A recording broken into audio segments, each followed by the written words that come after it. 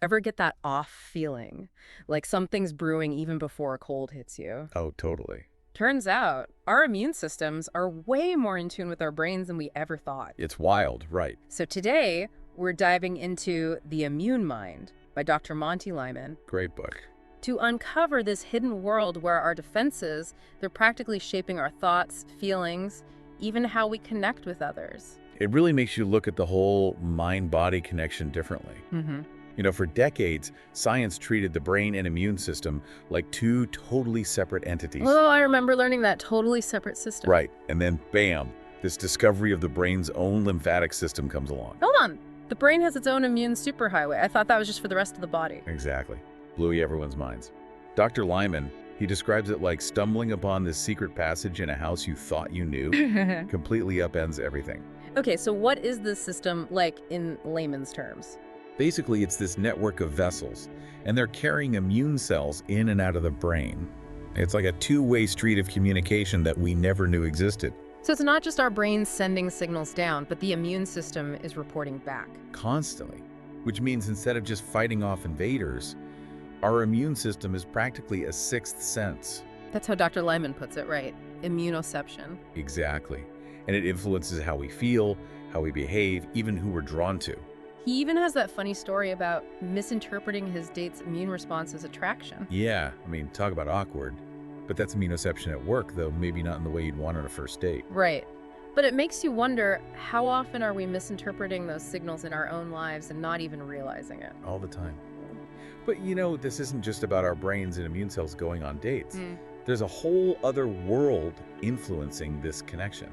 The gut microbiome. Ah, yes. Our trillions of tiny tenants.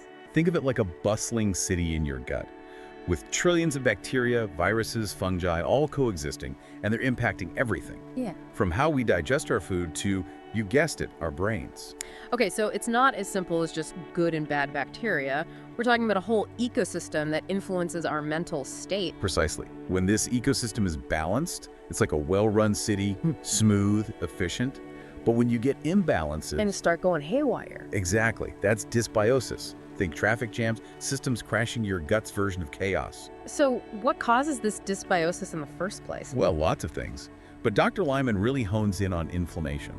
He calls chronic, low-grade inflammation the common enemy. It's like a slow burn that's simmering beneath the surface of so many modern issues, from heart disease and diabetes to, get this, depression and anxiety. Wow, I never really made that connection before, that inflammation could be linked to both physical and mental health problems. So our lifestyles, with all the stress, the processed foods, the lack of sleep, we're actually fueling the fire. You got it. And that's where the mind-body connection gets really interesting, because it becomes this vicious cycle. Stress leads to inflammation, inflammation messes with our mood, and around we go. So it's not just in our heads when we feel crummy after a stressful day or a bad night's sleep. There's actually a physical process happening in our bodies. Right, and it can have a real impact on our mental state. Dr. Lyman actually volunteered for study where they induced an inflammatory response in him, and he described feeling classic symptoms of depression. He wasn't just a little down either. He had measurable changes in his brain activity and behavior, all because of inflammation. It's incredible to think that something as invisible as inflammation can have such a profound effect on our minds. It really highlights just how powerful that connection between our immune system and our brains truly is. And that's the thing with inflammation, right? It's not just a few sniffles or a sore muscle. It can really throw off our mental game, mess with our mood, our energy, everything. Yeah, it's easy to spiral when you start thinking about all that. But Dr. Lyman, he doesn't leave us hanging, right? He offers some hope, some ways to actually do something about it. He does. He's not about rigid rules and deprivation, thank goodness. It's more about empowering principles. Yeah. Like how can we cultivate a healthier defense system?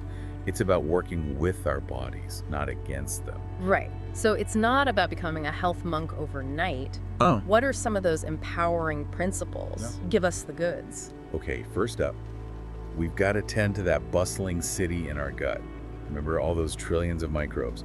Dr. Lyman, he's a huge advocate for a diverse plant-based diet, and especially fermented foods. So more than just a daily yogurt, we're talking kimchi, sauerkraut, all that good stuff. You got it. Those fermented foods are like little probiotic powerhouses. They're teeming with beneficial bacteria that can really help bring things back into balance. I love that. It's like diversifying your portfolio, but for your gut. Makes perfect sense. What else can we do? I'm taking notes here. All right, next up, get those sneakers ready. Because regular exercise, it's not just about fitting into your skinny jeans. It's a potent anti-inflammatory. Seriously, it can work wonders, not just for your body, but for your mental clarity, too. Really? So that post-workout high isn't just in my head. I've always felt so much sharper after a good run. What's the science behind that? It's like exercise sends a signal to your body saying, hey, we're not under attack here, we're just working out. And that helps to calm down that chronic inflammation.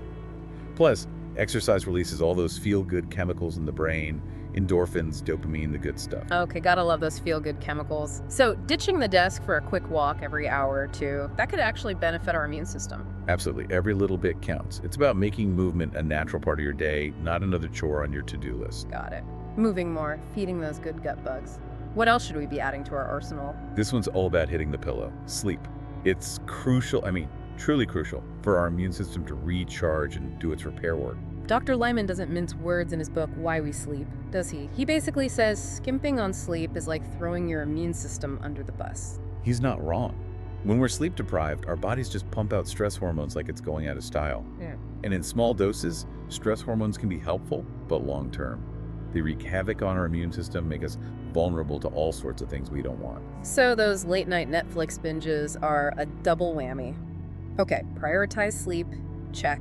But what about managing stress in general? I feel like that's a big one these days. Everyone's feeling it. You're telling me. Chronic stress, it's like pouring gasoline on the fire of inflammation. It triggers the release of cortisol. And like I said, little cortisol is fine, but long-term, it's no good. So how do we even begin to tackle stress? It feels like it's everywhere these days. It's unavoidable. Right, it's about managing it, not eliminating it, because who can really do that? Dr. Lyman, he talks a lot about mindfulness, gratitude practice, spending time in nature, all those things we know we should be doing, but often put on the back burner. They sound almost deceptively simple, right? But I know from experience, even just a few minutes of mindfulness or a walk in the woods, it can completely shift my mindset. Exactly. It's about finding what works for you, what helps you unwind and de-stress, and making it a regular part of your routine. Ah. And speaking of connection, don't underestimate the power of social interaction. We are social creatures, after all. There's actually been research linking loneliness to negative impacts on our immune systems, hasn't there? There has. It's like our bodies perceive social isolation as a threat in itself.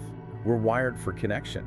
And when we're deprived of it, our defense systems can go a little haywire. It's like a primal thing. So nurturing our relationships, building a sense of community, that's essentially another form of self-care. And it's not just about feeling good, it's about supporting our physical health too. It's incredible when you think about it. It really is. It all circles back to that mind-to-body connection we keep talking about. It's all intertwined.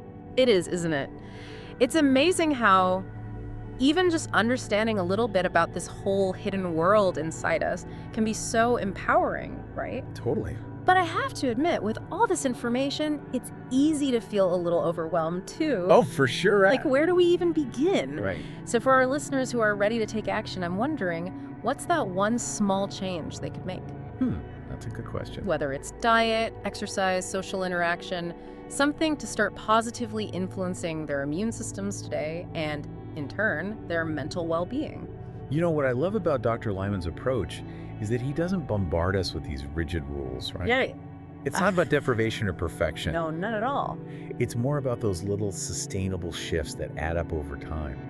Like, if we think about our immune system as a garden, Oh, I love that analogy. what's one small seed we can plant today? Yeah, that's a great way to put it. It's not about instant overhauls. It's about those consistent actions day after day that lead to long-term growth and resilience. Exactly. So maybe instead of reaching for that sugary snack in the afternoon, you swap it out for a piece of fruit and some nuts. Right. Fueling your gut microbiome with the good stuff. Exactly. Or you commit to a 15-minute walk during your lunch break. Getting those anti-inflammatory benefits and a mental refresh. There you go. Or maybe it's finally setting that consistent sleep schedule.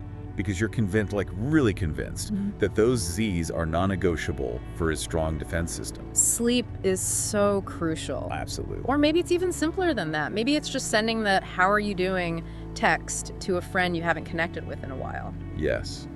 Connection is huge. Because it all matters. It really does. It's all connected. And when we can connect these small actions, these little seeds that we're planting, to the bigger picture of our health and well-being. It just gives you a sense of control, you know? It does. It's so empowering.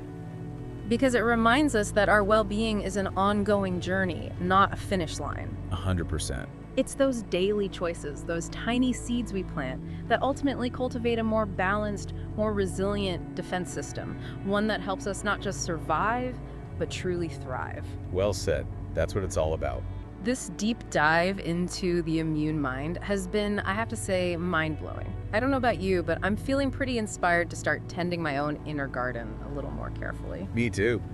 And you know, it's a good reminder that the more we learn about this incredible, intricate connection we have to our bodies, the more potential we unlock for living healthier, happier lives. Absolutely. Well, thank you so much for joining us today on this fascinating exploration into the immune mind. It's been a pleasure, as always. Thanks for having me.